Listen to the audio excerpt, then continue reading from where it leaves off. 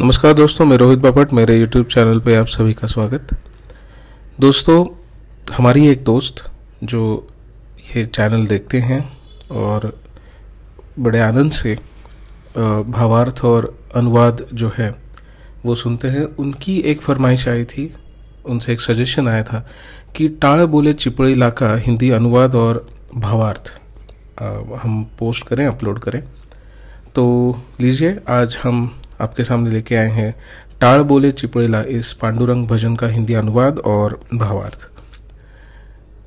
भावार्थ सुनने से पहले एक बात बता दूं कि बहुत से लोगों को अभी भी लगता है कि ये रचना जो है ये संत रचना है। कई 100 साल पहले किसी संत कवि ने ये रचना जो है वो रचित की थी। लेकिन आपको जान के आश्चर्य होगा कि ये रचना जो है वो जगदीश खेबुड़कर, मराठी के एक बहुत ही प्रसिद्ध गीतकार और कवि इनकी है। उनके बहुत सारे मराठी गाने, गीत और गज़ल कविताएं आज भी प्रसिद्ध हैं। आज भी लोग वो गाने गुनगुनाते हैं। तो ये उनकी रचना है। इसको संगीतबद्ध किया है राम कदम जी ने और स्वर दिया है पंडित भीमसेन जोशी और पंडित वसंतराव देशपांडे जी ने। तो पहले हम ये रचना देखेंगे और उसके बाद एक एक जो परिच्छेद है उसका अनुवाद और भावार्थ समझने की कोशिश करेंगे। टाळ बोले चिपळीला नाच माझ्या संग, देवाजीचा दारी आज रंगला अभंग। दरबारी आले रंक आणि राव, सारे एक रूप नाही भेदभाव। गाऊ नाचू सारे होऊनी निसंग, देवाजीच्या दारी आज रंगला अभंग। जनसेवे पायी काया झिजवावी, घाव सोसुनिया मने रिझवावी। ताल देऊनी हा बोलतो मृदंग, देवाजीच्या दारी आज रंगला अभंग। ब्रह्मानंदी देह बुडूनिया जाई, एक एक खांब वार करी होई। कैलासाचा नाथ झाला पांडुरंग, देवाजीच्या दारी आज रंगला अभंग। मित्रों, इस रचना का भावार्थ समझने से भी पहले एक जो पार्श्वभूमि है इस अभंग की वो आपको मैं बताता हूँ, जिससे कि भावार्थ और अनुवाद समझने में आपको भी सहूलियत होगी, थोड़ा आसान हो जाएगा वो विजुलाइज करने में। वो उसका भावार्थ जो है उसका अधिक अच्छी तरह से आप उसका रस ले सकेंगे। तो पहला जो वाक्य है कि देवाजीच्या दारी आज रंगला अभंग, तो पार्श्वभूमि यह है, पृष्ठभूमि यह है कि पांडुरंग के मंदिर में अभंग चल रहा है, कीर्तन चल रहा है। और वो कीर्तन जो है वो कीर्तन करने वाले और सुनने वाले, कीर्तनकार और भक्तगण जो है वो कीर्तन जो सुनने आए हैं, उनके दोनों में आज कुछ ऐसा तालमेल हो गया है कि गाने वाला, अभंग गा के सुनाने वाला वो और सुनने वाले इतने तल्लीन हो गए हैं कि इसमें अब रंग चढ़ गया है। इसमें अब वो सिर्फ अभंग, सिर्फ गाना बजाना ना रहते हुए आध्यात्मिक रूप से देखा जाए तो जो सांसारिक विश्व जो है उससे ऊपर चला गया है। देवाजीच्या दारी आज रंगला अभंग, तो बस ये ध्यान में रखिएगा कि ये वो जो अवस्था है, वो जो एक आध्यात्मिक अवस्था है कि जिसमें ये भान नहीं रहता कि हम कहाँ हैं, आजू बाजू की परिस्थिति जो है उसका हमें भान नहीं रहता। तो वो स्थिति में जाके सब पहुंच गए हैं, अभंग गाने वाले और सुनने वाले दोनों। तो उस स्थिति का वर्णन इस अभंग में, इस रचना में जो है वो जो भी हमारे वाद्य होते हैं, जैसे हमारे भजन में खासकर मराठी में टाळ एक वाद्य है जिसको हम शायद मंजीरा बोलते हैं हिंदी में, अगर मैं गलत नहीं हूँ तो। चिपड़ीला वो जो अपने हाथों में 2 टुकड़ों में होता है लकड़ी का, और जिसमें पतली पतली डिस्क लगी होती हैं मेटल की, तो वो दैट इज चिपड़ी। और आगे जाके मृदंग भी आएगा। तो मृदंग तो जिसको हम पखवाज या फिर पखावज जो कहते हैं उत्तर भारत में, तो वो है। तो इस अभंग में, इस रचना में बताया ये गया है कि वारकरी, गाने वाले, सुनने वाले और उनके साथ ये वाद्य जो हैं, अब अवस्था ये आ चुकी है कि अब आदमियों की छोड़ दो, अब ये जो मनुष्य हैं उनका छोड़ दो। अब ये वाद्य जो हैं, जो निर्जीव हैं, वे भी अब साथ में गाने लगे हैं और नाचने लगे हैं। ऐसी अवस्था में ये अभंग जो है वो पहुंच गया है।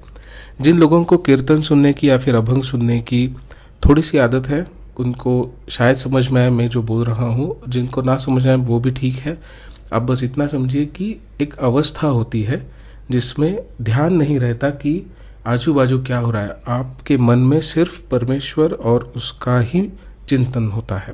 उस अवस्था में सब पहुंच गए हैं। और ये अवस्था ऐसी है कि जिसमें सजीव मनुष्य को छोड़ दीजिए, निर्जीव जो वाद्य हैं वे भी नाच रहे हैं, गा रहे हैं, बोल रहे हैं। तो इस तरह की ये रचना है। अब हम एक एक परिच्छेद का अनुवाद और भावार्थ समझने की कोशिश करेंगे। टाळ बोले चिपळीला, नाच माझ्या संग, देवाजीच्या दारी आज रंगला अभंग। सीधा सीधा अनुवाद अगर हम देखें तो टाळ जो है, मंजीरा जो है, वो कह रही है किससे? चिपड़ी से, जो हाथ में बजाने वाला एक वाद्य होता है। मैंने कहा कि वो उसे कह रहे कि मेरे साथ नाचो। टाळ बोले, बोले यानी बोल रही है ना। टाळ बोले चिपळीला, नाच माझ्या संग, मेरे साथ मेरे संग नाचो। देवाजीच्या दारी आज रंगला अभंग। देवाजी यानी परमेश्वर भगवान, दारी यानी द्वार पर, आज यानी आज, रंगला अभंग, अभंग में रंग चढ़ गया है। वो अवस्था जो है, वो अवस्था में सारे लोग पहुंच चुके हैं, जो मैंने पहले कहा। तो ये पृष्ठभूमि है इस पूरी रचना की कि अब टाळ भी जो है, ये निर्जीव वाद्य भी जो है, वो भी अब बोल रहे हैं, वो भी गा रहे हैं। इस अवस्था में पहुंच गए कि सजीव और निर्जीव का जो अंतर है वो कम हो रहा है। जो हमारा अद्वैत सिद्धांत है उसके पास बहुत ही निकट जाने वाली ये अवस्था है, जिसे हम कहते हैं कि सर्वाभूति आत्मा। अगर सर्वाभूति है तो सजीव निर्जीव का कुछ फर्क नहीं पड़ना चाहिए। तो ये बात है कि सजीव और निर्जीव में जो है वो अंतर बहुत ही कम, इतना कम कि वाद्य जो है वो अब बातें करने लगे हैं, वो भी अब गाने लगे हैं। वारकरी तो हैं ही, भक्तगण तो हैं ही, लेकिन ये भी अब गाने लगे हैं। ऐसी अवस्था में पहुंच गए हैं क्योंकि हम ये पांडुरंग का अभंग गा रहे हैं। आगे की पंक्तियां देखते हैं। दरबारी आले रंक आणि राव, सारे एक रूप नाही भेदभाव, गाऊ नाचू सारे होनी निसंग। अगर सीधा सीधा अनुवाद करें तो पहली पंक्ति जो है, दरबारी आले रंक आणि राव। दरबारी यानी दरबार में, आले यानी आए, रंक, रंक हिंदी में भी प्रसिद्ध शब्द है। रंक का मतलब निर्धन, गरीब। रंक आणी, आणी यानी और, राव, राव यानी सधन, बड़े लोग। तो पहली पंक्ति यह कह रही है कि भगवान के दरबार पर, भगवान के द्वार पर निर्धन भी आए हैं, सधन भी आए हैं, छोटे भी आए हैं, बड़े भी आए हैं, सब तरह के लोग आए हैं। इसमें ही दूसरी पंक्ति आती है कि सारे एक रूप नाही भेदभाव। भगवान के द्वार पर कोई बड़ा नहीं, कोई छोटा नहीं, भगवान के सामने कोई बड़ा नहीं, कोई छोटा नहीं। अगर ये समझने की कोई चेष्टा कर रहा है तो वो उसकी भूल है। ये मैं खुद कह रहा हूँ, ये इस रचना से हटकर कह रहा हूँ। भगवान के द्वार पर कोई छोटा नहीं, कोई बड़ा नहीं। अगर ये समझने की कोई चेष्टा कर रहा है तो वो गलत है। भगवान उसे गलत सिद्ध कर देगा, आप चिंता मत कीजिए।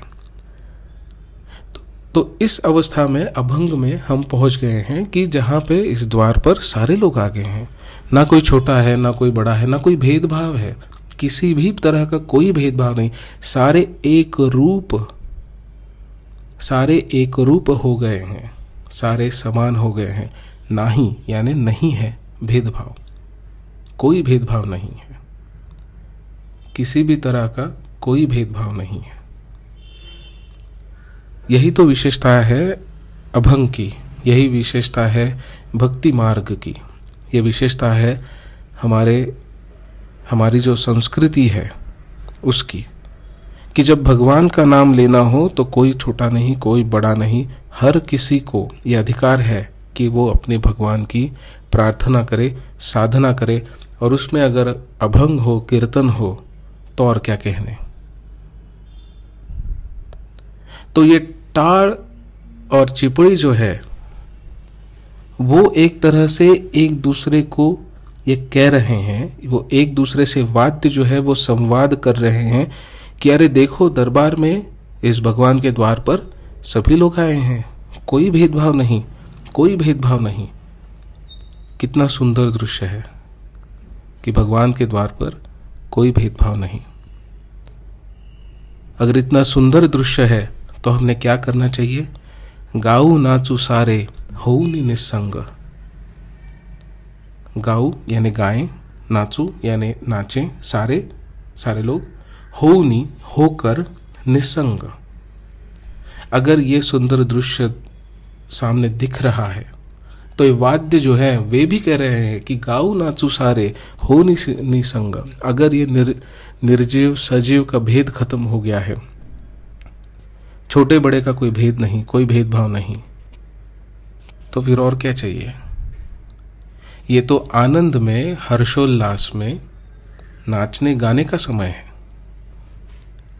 ये अभंग ने, भगवान के पांडुरंग के अभंग में अब हम इस अवस्था में पहुंच गए हैं कि हमें भी लग रहा है कि हम निसंग होके नाचे और गाएं। ये निसंग जो है, शायद आपको पता हो, शायद ना हो, तो मैं थोड़ा बता देता हूं कि निसंग, संग जो है, संग मतलब संसार का संग, हम जिस संसार में रहते हैं उसका संग, और दूसरा संग जो है वो आत्मा और देह का संग, क्योंकि आत्मा तो सत्य है, आत्मा परम सत्य है। और संसार से चाहे हम जितना भी संग कर लें, कुछ भी कर लें, जब तक वो संग नहीं छूटेगा तब तक परमेश्वर से आपका नाता नहीं जुड़ेगा। अगर इतना सब अच्छा होने के बाद भी अगर आप निसंग नहीं हो पाते हो तो समझिए कि आपके भक्ति में कहीं कुछ कमी रह गई है।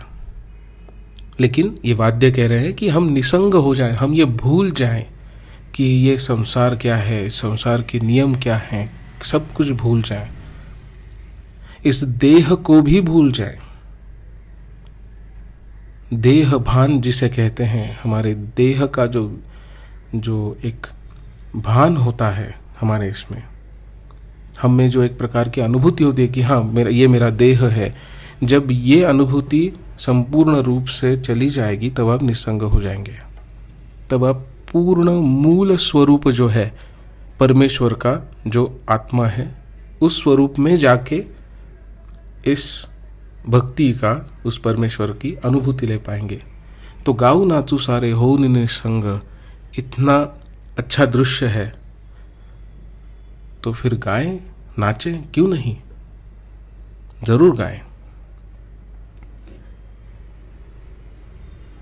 अभी अगला परिच्छेद देखेंगे। जन सेवे पायी काया झिजवावी, घाव सोसुनिया मने रिजवावी, ताल देवनिया बोलो तो मृदंग। अभी क्या है, जो मुख्य वाक्य जो है वो अंत में आ गया, इसलिए मैं थोड़ा उल्टा कह देता हूं कि ताल देवनिहा बोलो तो मृदंग, जन सेवे पाई काया झिजवावी, घाव सोसुनिया मने रिजवावी। तीसरी पंक्ति जो है वो हम पहले पढ़ेंगे, क्योंकि उसमें ये बताया गया है कि ताल देवनी, ताल देकर, ताल देते हुए, हा यानी ये, बोल तो मृदंग, बोलो तो यानी बोल रहा है मृदंग। सो ताल देते हुए ये मृदंग बोल रहा है, कह रहा है, क्या कह रहा है?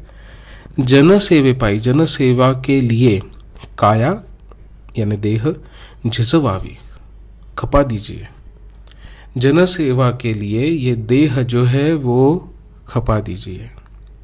ये मृदंग कह रहा है। जो मैंने कहा ना, अवस्था अब ये आ चुकी है कि निर्जीव वाद्य जो है वो भी आप अभंग गाने लगे हैं, वो भी आप बोलने लगे हैं, वो भी आप नाचने गाने की चेष्टा कर रहे हैं। ये मृदंग भी जो है वो खुद ताल देते हुए, अभंग में मृदंग का बहुत महत्व है। कभी अभंग सुनिएगा, उसमें मृदंग का जो ताल होता है वो आपको उस अवस्था में बहुत ही जल्द लेके जाएगा। वो ताल देते हुए मृदंग बोल रहा है कि जन सेवे पाई काया झिजवावी, जनता के लिए, जन सेवा के लिए ये काया जो देह जो है वो भी खपा दो। पर ये जन सेवा जो है ये कौन सी सेवा है? ये आध्यात्मिक सेवा है, क्योंकि मृदंग जो है ये अभंग के लिए है, और अभंग जो है वो मनुष्यों को सात्विक, शांत और सभ्य बनाने के लिए है। उन्हें परमेश्वर की अनुभूति देने के लिए अभंग होते हैं। अभंग, जो भंग नहीं होता वो अभंग है, और जो भंग नहीं होता वो परमेश्वर है, और उसका जो वर्णन है वो अभंग है। उस अभंग परमेश्वर की अनुभूति देने के लिए अभंग होता है। अगर वो अनुभूति देने के लिए जो अनुभूति हो जाए, उसके लिए अगर ये काया अगर मुझे खपा देनी पड़े तो वो भी खपा देंगे। ये मृदंग कह रहा है। सोचिए, ये कल्पना देखिए, कवि की कल्पना देखिए। ये मृदंग कह रहा है कि मेरा देह जो है वो खपा दूंगा मैं इस जन सेवा के लिए, पूरा खपा दूंगा, क्योंकि वो आध्यात्मिक अनुभूति हो रही है। लोग सात्विक हो रहे हैं, सज्जन हो रहे हैं, परमेश्वर के साथ उनसे नाता जो है वो और भी तीव्र होता जा रहा है। इसके बाद मृदंग कहता है कि घाव सो सुनिया मने रिसवावी। घाव आप भी समझते होंगे, घाव यानी जो घाव होते हैं वो, सोसुनिया यानी सहन करते हुए, सहन करके, सह के, घाव सह के, मने रिजवावी, मने यानी मन, रिजवावी ये थोड़ा हिंदी से मिलता जुलता शब्द है कि रिझाना। तो मृदंग कह रहा है कि ये काया भी हम खपा देंगे इस जनसेवा के लिए, आध्यात्मिक जनसेवा के लिए। ये भी नहीं, हम सारे घाव भी हैं वो भी सह लेंगे। मैं घाव जो है वो भी सह लूंगा, और उनके मन रिझाऊंगा। किनके मन? भक्तों के। किसमें रिझाऊंगा? अभंग में। जो मैंने आपसे कहा ना, मृदंग का जो ताल जो है वो अभंग में, वो जल्द ही आपको उस अवस्था में पहुंचा देगा। मृदंग वही कह रहा है कि भले ही मुझे घाव सहन करने पड़े, लेकिन मैं भक्तों का मन रिझाऊंगा, मैं वो करूंगा, मैं अपना पूरा देह जो है वो खपा दूंगा। ये कह रहा है मृदंग। ताल बोल रही है, चिपड़ी बोल रही है, अब मृदंग भी बोल रहा है। अभंग के लिए इनसे ज्यादा वाद्यों की इतनी जरूरत नहीं होती। तो भक्त आए, अभंग आया, अभंग गाने वाले आ गए और वाद्य आ गए, और सारे मिलके एक जीव हो गए, एक रूप हो गए सारे मिलके। और ये वाद्य जो है वो अपनी अपनी अवस्था जो है, अपना आनंद जो है, और उस अवस्था में जो मन से निकल रहा है वो कह रहे हैं। बहुत ही सुंदर कवि कल्पना है ये। अब तीसरी और आखिरी परिच्छेद देखेंगे। ब्रह्मानंदी देह बुडून या जाई, एक एक खांब वार करी होई, कैलासाचा नाथ झाला पांडुरंग। ब्रह्मानंदी देह बुडून या जाई, ब्रह्मानंद में ये देह जो है वो लीन हो जा रहा है अभंग गाते गाते, क्योंकि हमारी पृष्ठभूमि पार्श्वभूमि जो है वो अभंग गाते गाते जो अवस्था है वो अवस्था में हम ये सब कह रहे हैं कि ब्रह्मानंद जो है उसमें देह बुडुनिया यानी डूब रहा है। अगर मराठी से सीधा सीधा अनुवाद करें तो बुडुनिया यानी डूब कर या फिर डूब रहा है। ब्रह्मानंद में ये देह जो है वो डूब रहा है, यह हो गया अनुवाद। लेकिन भावार्थ जो है वो जो ब्रह्मानंद है, ये परम आनंद जो परम सुख जो है, इस अभंग गाते हुए जो अवस्था में हम हैं उस अवस्था का जो आनंद है वो ब्रह्मानंद जो है, उसमें ये देह जो है वो तो लीन हो गया है। अब ये भी कह सकते हैं कि देह भान भी नहीं रह गया, अब देह की कोई अनुभूति ही नहीं रही, क्योंकि हम निस्संग हो गए। निस्संग हो गए तो इस देह का कोई भान ही नहीं रहा। ब्रह्मानंदी देह बुडून या जाई, देह इस ब्रह्मानंद में लीन हो रहा है, सिर्फ आत्मा ही आत्मा रह गई है। एक एक खांब वार करी होई। अब ये इसके दो प्रकार से हम अर्थ समझ सकते हैं। सीधा सीधा अनुवाद यह है कि हर एक स्तंभ जो है, खांब यानी स्तंभ, किसी भी इमारत का जो स्तंभ होता है वो वार करी होई। अब इसे आप कैसे पढ़ते हैं इसके हिसाब से भावार्थ बदल जाएगा। एक एक खांब वारकरी हुई, एक एक स्तंभ वारकरी हो रहा है। वारकरी यानी भक्त, पांडुरंग भक्त जो वारी करते हैं वो वारकरी। एक एक वारकरी स्थल का स्तंभ बन रहा है। वो मंदिर जो है, भगवान के जो द्वार जो है, मंदिर जो है जहां पे अभंग चल रहा है, उसका एक एक स्तंभ जो है वो वारकरी हो रहा है। अब ये भी कह सकते हैं कि वारकरी जो है वो इस परंपरा का, इस वारकरी परंपरा का, इस वैष्णव परंपरा का, पांडुरंग भक्ति के परंपरा का एक स्तंभ, एक आधार हो रहा है। हर एक वारकरी जो है, हर एक भक्त जो है वो इस परंपरा का स्तंभ बन रहा है, आधार बन रहा है। ये एक अर्थ है, ये एक तरह से एक भावार्थ है। और दूसरी तरह से अगर हम ये भावार्थ देखें तो यह है कि एक एक खांब, इस जगह का, इस स्थल पर जो भी स्तंभ हैं वो स्तंभ भी अब वारकरी हो गए हैं। जैसे मैंने कहा कि निर्जीव वाद्य जो है वो वाद्य भी बोल रहे हैं, नाच रहे हैं, गा रहे हैं, वैसे अब ये स्तंभ जो हैं, ये इमारत के स्तंभ जो हैं, मंदिर के जो स्तंभ हैं, वो स्तंभ भी अब वारकरी हो गए हैं। वो स्तंभ भी अब भक्त हो गए हैं, पांडुरंग के भक्त हो गए हैं। अब तो ये अवस्था पहुंच गई कि अब तक तो ये था कि मनुष्य और वाद्य, और अब तो ये भी हो गया कि इसके साथ साथ ये स्थल जो है, ये स्थल भी भक्त हो गया। यानी ये संपूर्ण अस्तित्व जो है, जहां पर यह अभंग चल रहा है, ये संपूर्ण अस्तित्व वारकरी हो गया है, पांडुरंग का भक्त हो गया है। इस अवस्था में सब पहुंच गए कि निर्जीव वस्तुओं में भी आत्मा जो है वो दिखना शुरू हो गई है। एक एक खांब वारकरी होई, होई यानी हो जाना।